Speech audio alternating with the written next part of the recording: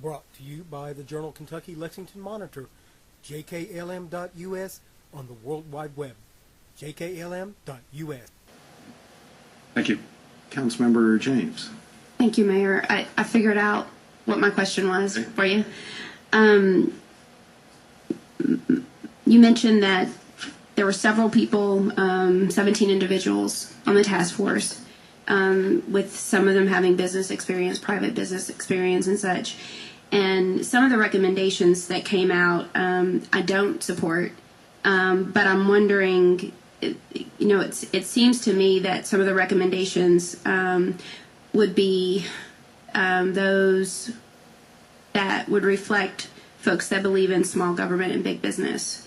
And I don't know that I necessarily agree with that, and I can point to some specific ones that aim towards that direction. But do you think the recommendations would be different if different people were sitting around the table? I mean, is this something that if you're in business and this is something that you do, like I said, small government, big business is your frame, are these the recommendations of a person that feels that way? Good question. I think the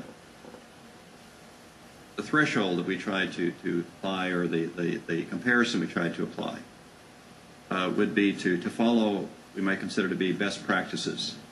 And the Government Finance Officers Association, GFOA, for example, provides sort of a litany of best practices, both in terms of budgeting, debt financing, and a variety of issues of this nature. And I think one of our reference points in regard to the recommendations was to use that as a potential guide as well. So I think that the recommendations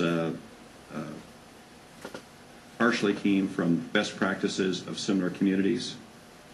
Some of the recommendations and adjustments in those recommendations came from the individuals on the task force and as a group. So we had some pretty lively discussions about a number of these issues, but I think as a result, given the attitudes and backgrounds of all the members, which was quite varied, I think there was pretty solid agreement that these were reasonable recommendations to bring to you. Okay. I know that many discussions we've had, even about many of us feel very differently about that.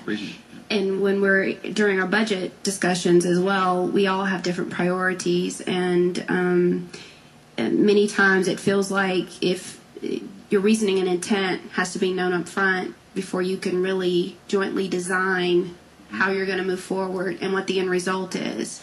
And I don't know the general frame of mind as far as what is best practice, because I could say best practice would be one thing from my experience, and Councilmember Lane could have a whole nother impression of that.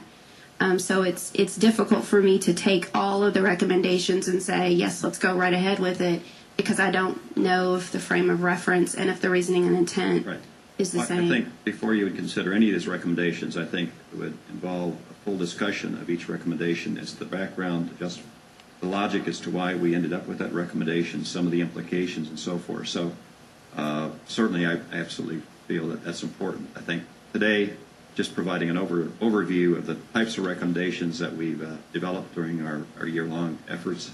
But I think if you consider some of the recommendations, certainly I think they deserve a good, strong hearing individually to make sure that the council is comfortable with those potential changes. Sure. Things today. And if I end up disagreeing, or if I disagree with what you suggested or the task force, I hope that everyone. I just think that for our local government and based on the history as well, we've got to find a way to get to an efficient and best practice of urban county government, because in many cases, Boulder, Colorado may be a great example for fiscal responsibility, but nobody of any blue-collar nature can live in Boulder. So we need to look at that as well to make sure we're not negatively affecting what our intention is as a government. So, but I do appreciate you bringing the information forward. Thank you, Mayor.